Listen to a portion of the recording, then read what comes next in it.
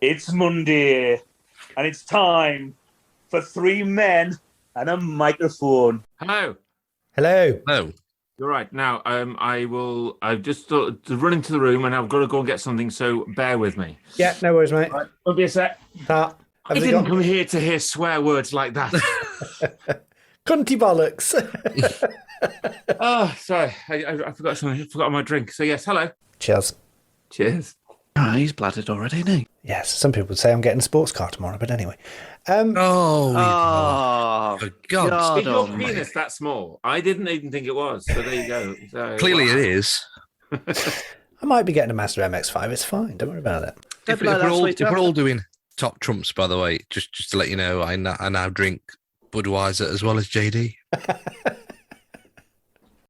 On your podcast feed, on your radio, and on your smart speaker. This is Three Men and a Microphone from These Three Media.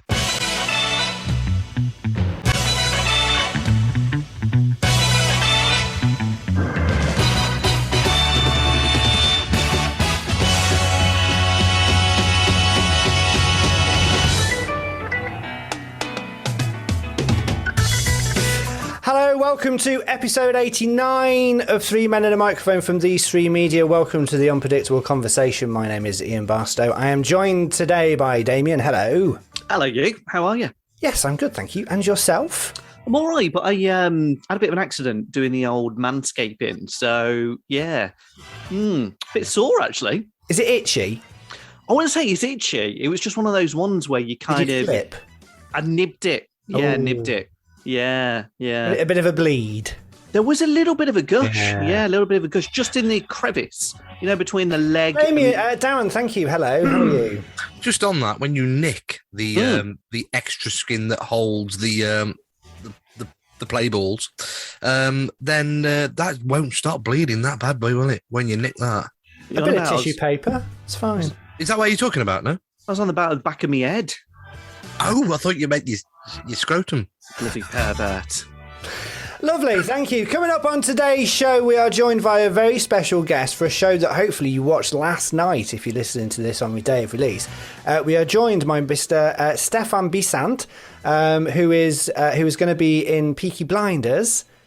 Hang on. Sorry. Oh, sorry, you're not on yet. Go on. No, how long have I known you? I mean, since you were scraping up from hospital radio and making something of yourself when you're not even named what you are now, and you still get my name wrong to this day. Things I know about you. Get my name wrong again, I will release everything. He's in Peaky Blinders and he thinks he's some precious actor now. Get him! I love it. We will have Steph on later to talk about all things Peaky Blinders Series 6, the last one ever. And that's coming up later on in the show, plus much more. Let's start the unpredictable conversation around about now.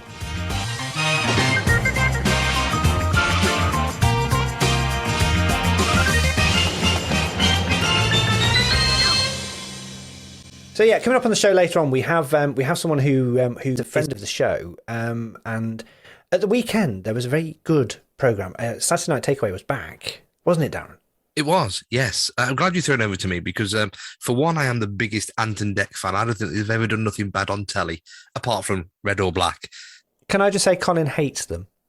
What? Yes, hates them with a passion. Hang on, I got a message for Colin.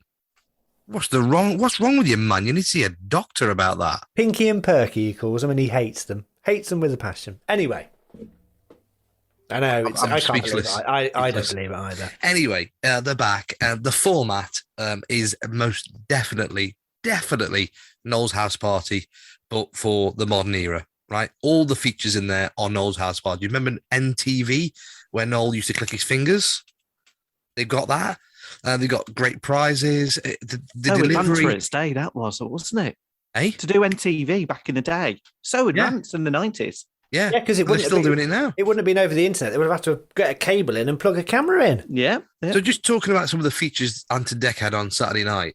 So they had where they go to people's houses and people can win holidays and they give away all those holidays. It's great. Their version of the gotcha Right, you remember the gotcha that Noel used to have, but their version is they just wind people up, don't they? Right. The wind Lionel up. Blair stare. I remember that one. Yes. Yeah, but Yeah. then this week they had Jeremy Clarkson's Jeremy Farm. Clarkson, that was Yeah. very, very funny. Very good. He was moody. He was. But then again, Wouldn't you be if He- someone tipped a massive pile of You dirt all would, over your actually, car? You yeah, would, wouldn't you you? I would. wonder Yeah. how they got that sorted, because they're not going to leave him with a knackered Range Rover, are they? No. We both said that, And but also we were saying how he's punching as well because his missus is all right. She's hot. It would have been. yeah. It wouldn't have been like just. It would have been your proper, your bagged soil. There would have been no big bits in it. It'd be fine. So what, they just hoover it up and that's it? Yeah, they'd have washed his car. Fair enough. Anyway, but the other thing they did at the end of the show, bear with me with this for a second. Declan has worn heels before. He probably has. Because me and my wife were saying, even my wife said, to dance like that in heels and move like that in heels, you've got to be used to and comfortable in heels. Yes, Because he looked a bit too supple. Can I also ask with that one? Because obviously we were talking, we've talked before about telly and the magic of telly and stuff. Obviously that's live. Now there are bits that they do before. So was the end of the show must have been filmed previously? Yes, because you can tell because when you watch it, it's got live in the corner. They took that off. Yeah, they took that off. So that end of the show would have been filmed probably about an hour before they went live because it would have taken that makeup would probably take them 2 hours, 3 hours to put on. If you listen to the start of on Saturday Night Takeaway the other week when it started, Ant actually says, I'm looking forward to sitting back and watching it myself this time. Makes a change. They did actually refer to the fact that it's already been done. They'd have to because there'd be no way they could put that makeup in the I was time going to of the say, break. because I didn't notice the live thing because we were both like, and my other half was like, oh, maybe that was filmed like before. And I was like, how would they have done that? So Yeah, you don't think was- it was the end of the last? No. I think it was. No, it wasn't. It would have been done at the. It couldn't That have been day at or the end something, or- because the winners of Drag Race UK wouldn't have been decided. So it would have been done probably about an hour before they started the main show. It's like Strictly. When they do Strictly, the band stuff that they do is all pre-recorded. Yes, already I know before. that. Yeah. But yeah, so just to give a bit of premise for people that don't know what we're talking about. So on Saturday night, it was RuPaul was doing the announcer bit for Ant and Dec, and they had the 3 winners of Drag Race UK on there. Which I and they didn't did- know the third one because I haven't got to the end of the season. Cheers. Spoilers. It's been on Yeah. ages. Great figure though. Whew. Oh yeah. But so they did this, and they did a proper new single, which is out now. You can go and download it. It's all in aid of the Higgins Trust, I believe, which is an AIDS foundation. And they did this big dance number, and they all came, Ant and Dec came out in drag, and they looked amazing. So good. Fabulous. So good. That show, and I'm with Darren now. And I watch it with my family. Doesn't it make Saturday night so good? Superb. There's just one thing though, Fleur East. I can't be the only one that's just. No, she's got to go. She's not very good, is she? Bring back what's her name? Bless Charlotte. her. Yeah. Andy Peters. How much does he get paid to stand in a restaurant and go for 2 seconds and go, call this number and you can win £35,000? And a camper van. My daughter couldn't get over the fact that I used to watch him introduce TV programs. And she was like, but he looks really big. I said, he's a bodybuilder in real life, which he is. He is, He's on yes. all of the GQ and stuff. He's a good looking guy. Do you know what one of his other businesses is? He's an a escort agency. No, it's not an escort agency. He's a model agency. He runs a model agency for male models. There you go. Yeah, didn't he's know that. minted. Only minted. male models. He was also the producer of Top of the Pops and T4. Did he ever work on Radio 1 at one He time? created On the air? T4. He created He T4. created yes. T4. Sorry, created T4. Yes, I don't think he's ever done Radio 1, but he is a big person on Chris Moore's. He's on there all the time. Andy Peters. Anyway. So yeah. Legend. Absolute legend. And before we move on, RuPaul, I can't work out. Can you hear me all right? Yeah. You don't need to Can't whisper, I- mate. We're on a podcast. No, I know, but it's a bit embarrassing. I can't work out if RuPaul is a man or a woman. It's a man, you fool. Oh my god! Did you just ask that? Yes, because RuPaul is... he was very effeminate. And I'm going, that's a woman. just because he's effeminate doesn't mean he's a woman. He is the biggest drag queen in the world, and drag. I know he had a hit with Elton John, Breaking My Heart in the 90s. Drag is it's like most drag artists are male into female. You do get some that are female drag artists, but most are male. He's definitely a man. Okay. But he's fabulous. He's absolutely phenomenal legs. Honestly, Dave, I know you don't watch Drag Race, Darren, but Damien, Drag Race versus the World is... Haven't seen it yet. It's brilliant. It's fantastic. Do you know what? During lockdown as well, that program just put so much light into my life. And someone that loves the scene, and my best friend's gay. It's just it's just, if you want some sunshine, go and watch Drag Race, because it's bloody brilliant. It is amazing. But Darren, do you know what? Saturday Night Takeaway, it's amazing. Stephen Mulhern, I can't believe I worked with him. It's amazing. It's brilliant. I worked with him at Disney. Yeah, we've done the Disney story. That's when he got fired because he drank all of the minibar at the hotel and cost the channel a fortune. Let's move on. Coming up next, we will be talking to Steph Bessant, who is in Peaky Blinders, the big guests on the Unpredictable Conversation. That's coming up next. Clean edit. I'm even doing the captain's job for him now. From these three media, this is the Three Men and a Microphone podcast.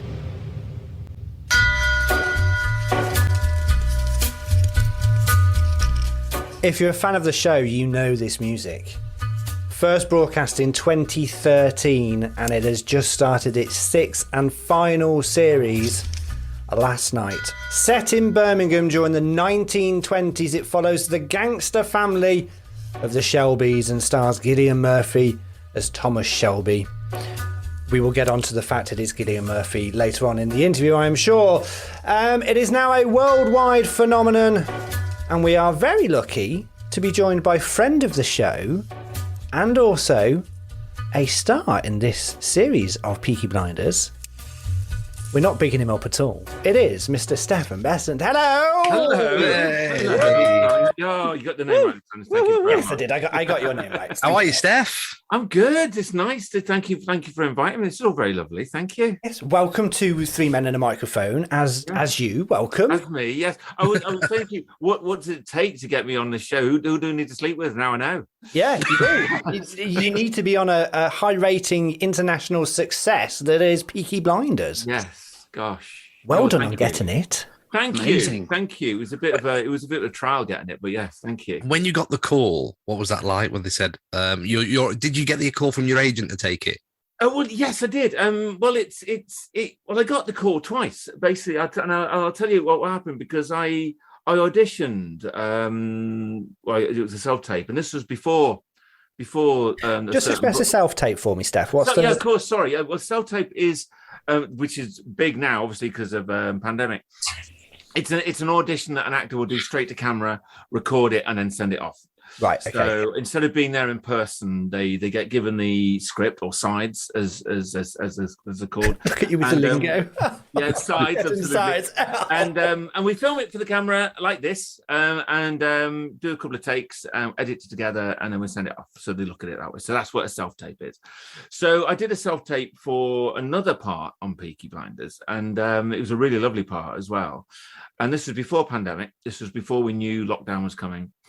And it was for he didn't have a name. He was the head waiter at the Ritz, and it was a smashing scene, and a couple of scenes, because he was actually a snitch for Arthur. Okay, one of the main parts in Peaky Blinders, and I was spying for him, and I had a whole big scene with Arthur to do, and I was really looking for and yeah, like you said, Daz, I got the call, and I was absolutely psyched. I thought, oh my god, I'm going to be a Peaky Blinders. This is going to be amazing. Pandemic happened, literally a big full lockdown, all film sets closed, and I was due to film like in 2 weeks' time when it was all announced. And they said, we're going to put it off for a couple of months, because we only thought it was going to be a couple of months. And then that got further. And in the end, they cut the role completely, because it was too intimate with the actor, Arthur, because I was going to be right next to him, like face to face with Paul. And they cut the part completely. We're really sorry. Deal with it. And so, but about 3 or 4 months later, they contacted my agent and said, look, this other part's come up. It's not as big as the other part, but it's more filming, and so I said, well, what is it? And they said, yeah, can we just do a screen test with you, i.e. just could you read this line out for us so we know you can walk and talk and don't fall over the phone at the same time? And I did. Could you do it in mild Brummie? Yes, I can. So I did that. I sent it off, and basically by return of email, they went, yeah, you're in. So watch this space. And I was told I was going to be on set for a week. And that's when they announced that I now play George, Tommy Shelby's butler. Hey, and when did you film? When was this filmed? When were you doing I did 5 days last February. So yeah, a year ago, and then I did 1 day last May. So I did 6 days in all. And is that was in Birmingham, and that was at the? It wasn't No, it was Arley Hall in Crewe. And that's what you can see behind me. That's why I put this picture there for you. Yes, I was going to say this is the main dining room in Arley Hall in Crewe, and that's where I spent majority of my time. So I thought I'd give you that picture. And that's Thomas Shelby's house. That's his house, because you can see. Oh, let me move. You can see there. Yes, with the horse. Yes. So he's rich now, isn't he? He's sort of he's doing all right. Taken over the criminal world, and he's very, very and powerful. Politics. He's a politician. He's dabbled in politics as well. Don't forget. So yes, he's moving and shaking his way up really rather well. So yes. Now, obviously, I'm already hearing tidbits of this. So now I know he's rich. Great. I'm guessing I'll get there. Obviously, Steph, we've got listeners that listen into Australia, America, and just for people that may not have come across Peaky Blinders before, which is a very small minority, which I'm one of them, actually. Tell us a little bit about the premise of the program, what it's about, and why you think it's become this absolute juggernaut of a success story. It's a great question, because it's for want of a better word, it's the classic story of somebody small that's worked their way up and become a success. It's the classic underdog story, really, to sound a bit Hollywood and daft. But it's about a family, the Shelbys, that lived in crappy back-to-backs in the middle of Birmingham, just doing what they could and it's all gangs, street gangs and stuff, and just assaulting their power from street to street, getting bigger and bigger. And you got Tommy, you've got Arthur, of course, and you got Polly, and they're the three, and Ada, that's the family, and they just they rule the streets, and they just get bigger and bigger. They get involved in bigger gangsters. It's been described like Gangs in New York. It's very similar. It's a Birmingham version of Gangs in New York, the Leo DiCaprio film. That's what it is, and it just gets bigger and bigger with each series. And series 5, he was in politics as well, get involved with characters like Oswald Mosley, having meetings with Winston Churchill, and it's go on, sorry. It's very loosely based on a real family, yes, called the Shelbys, who were in Birmingham at around the same time. It's probably one of those inspired by that family, but it is based on sort of they were a criminal gang around that time, weren't they? Well, there's a book that if you're really into it, interested in it, written by an amazing guy called Carl Chin, the Chinn, and it's called The Real Peaky Blinders, and he's a massive, he's a Birmingham historian. I've worked with him a few times, and it's brilliant, and that'll tell you all about it. So yeah. So the reason it's a success is that's only to enjoy. It's because the people are getting it. The actors are the finest this planet's ever had. I think you got in early days. You got Sam Neill. Now you got Cillian Murphy, of course. Cillian, you got Paul. You got Sophie Rundle, who plays Ada, who's I think is amazing. So yeah. What? Tom Hardy's been in it as well, hasn't he? Tom Hardy pops his head in. Yes, he was in one episode in it. Yeah, you can imagine him being it. He's got that kind of that aura. He plays a Jewish gangster, doesn't he? Yeah. Well, yeah, sort of goes like that. Yeah. Oh, he's fantastic. He is brilliant. Yeah. Well, what it is he's fantastic. That's a very good impression. That's brilliant. That impression. But no, he's great. I mean, I didn't get to meet him sadly, but yes, he. I don't know if he's in 6 or not, but because they're keeping a few surprises back. But I didn't get to meet him. So what year is it based in? I mean, obviously we think of gangsters and we think of the UK and some of the, what we mentioned, the actor that was in Legend, which was about the craze. Yes. So is it around that same era, or is it before? Late 20s, and Series 6 is 1933. So it starts just after First World War, I think. It's about 1918, the first series, and then it goes up to just following it in almost real time, really. Every new series is kind of how many years it was after. So now it's early 30s now. Much before the craze, then. Oh, much. Yes, absolutely. But one thing it is. And my partner, she's not been a fan of it until now because we went to see the premiere. Because you're in it. Well, no, we went to see the first episode a few weeks ago. No, but if you don't like violence, you might just avoid at all costs, I think, because it is quite violent, but it's acted superbly. Yeah. I saw something on social media actually, because I obviously follow your social media, and you had the screening. Now, in terms of, is this quite a big thing for the series and the press, or is it just something the actors get to go to? How does that work? No. Well, they had the screening I went to was cast and crew, so no press, no nothing. It's just cast and crew. So it's a nice little private do in Manchester. And actually, last Thursday in Birmingham, they had the big red carpet premiere, and that was invited celebrities. The cast was there, apart from Killian. He didn't go, sadly, and Paul wasn't there either because they're both filming. But they had the big press and reviews screening last Thursday in Birmingham. Now, can I talk about Cillian Murphy? Yes. Cillian Murphy, sorry. I'll get his name right. It's all right. You know what I'm like with names. I'm rubbish with names.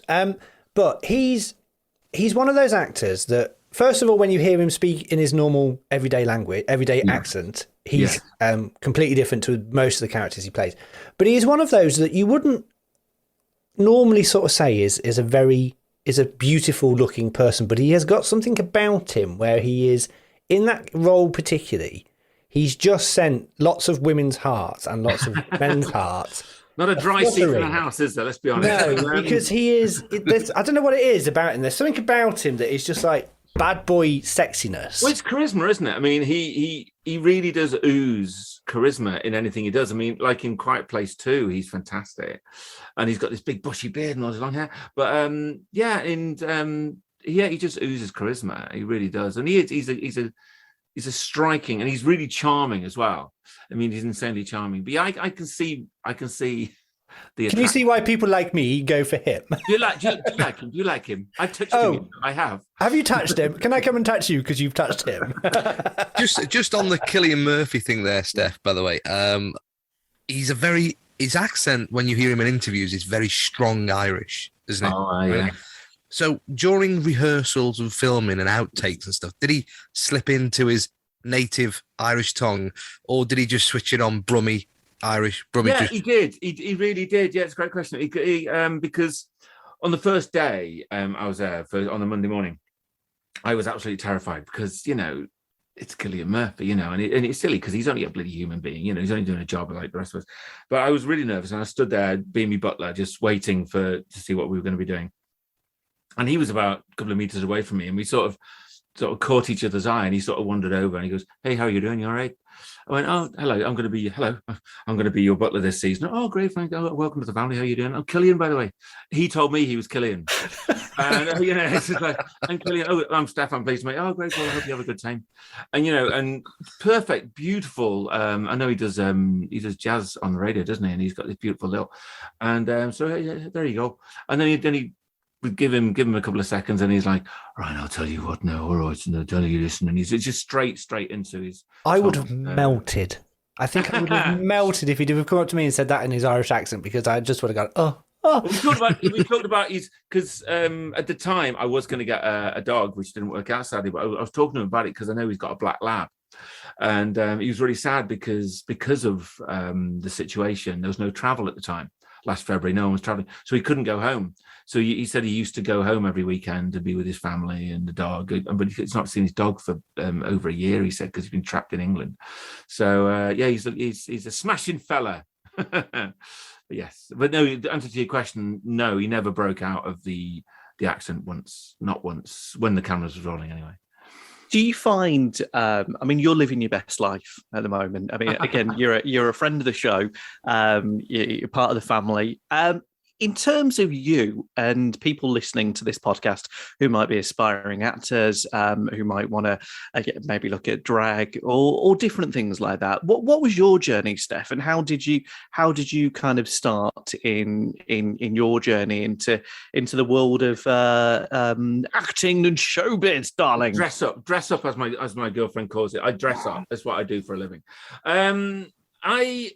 This April.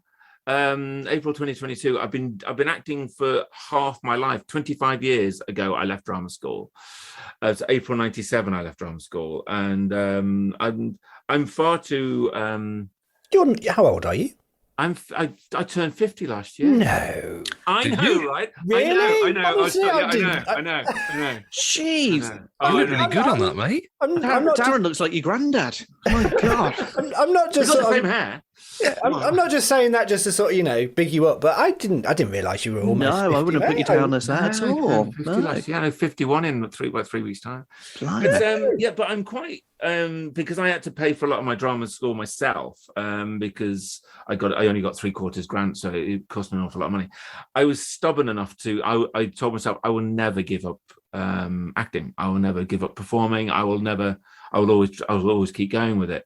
So I did, and I did TIE, which is theatre and education. I did an awful lot of that, which is touring schools with plays and stuff. I did a couple of adverts, early doors. But yeah, an awful lot of time I wasn't in work. And so I set up my own companies, doing my own productions and murder mysteries and whatnot. And I was always told at drama school by my principal, Mr. Jago, because he did this with this one session with us one time. He was going doing on-the-spot casting. So he'd go, "Oh, you'll always be the leading man. You'll always be the." And he got to me and went, "You're not going to work until you're in your mid to late 40s. It's like, oh, great. But he's right, because I'm worked more now, late 40s now, than I ever have before. So, but my journey's been, I'm just stubborn. I've just done a lot, like I say, a lot of theatre and education, a lot of jobs when you're not acting, of course, cleaning and various other jobs I've done. And you mentioned drag. Do you do drag? I do drag, yes. You might have met. Do you know a lady called Tina Biscuit? You're Tina? You're Tina? Yes, that's me. No. I could have bought a wig. I didn't know. Yes, it's true. Yes. Tina was created for a soap opera called Doctors. And I played her year before, wasn't it? 2020. So May 2020, she appeared into the world. I've been doing her ever since. But before Tina, I'd done 3 other drags on the screen. So I just got this. I don't know. I've started getting typecast as drags as well. So it was nice to not be in drag for Peaky, because that would have been a bit weird. Johnny Dogs would have had me over the table. But it's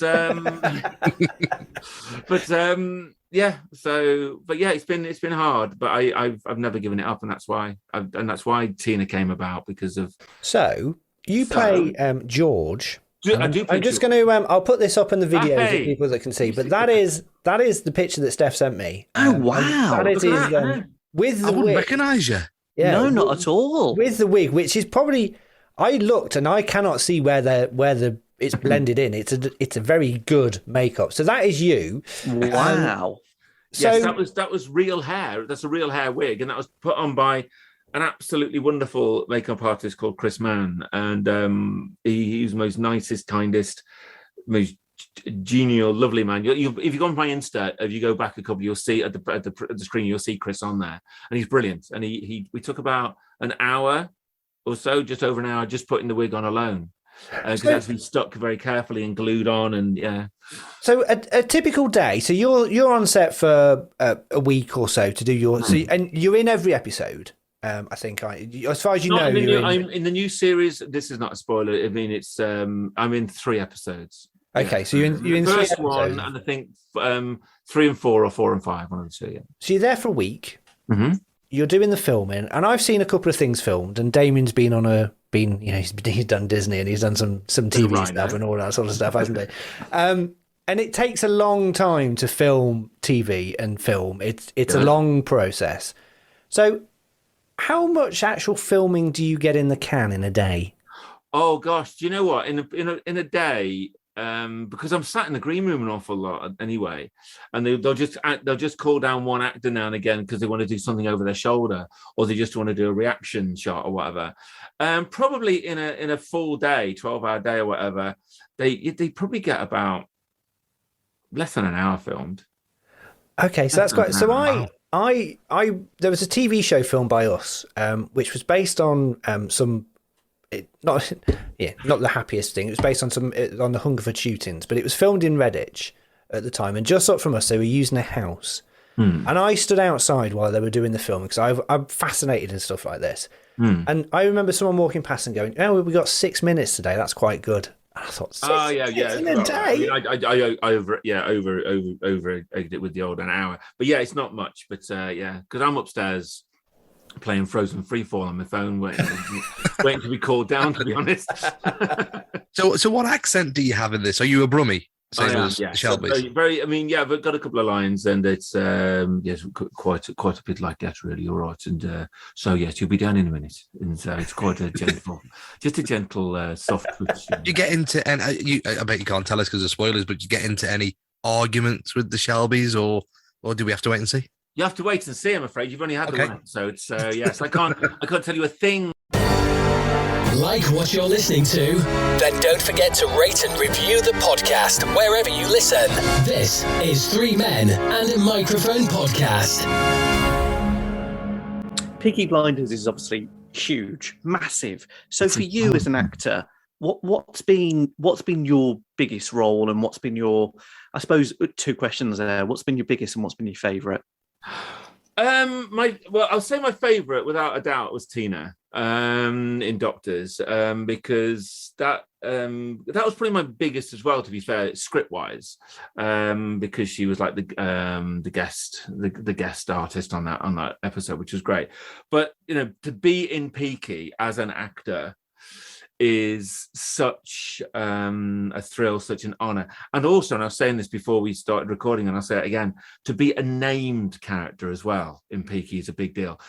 Because yes, and there's nothing wrong with being, second bloke in bar or head waiter or what, nothing wrong with that at all. Sea captain, great, nothing wrong with that at all. But to have a name, it just makes you feel great. And because when I went into the filming, I was just head butler. And I was fine with that. It's like, well, fine, great, and fantastic.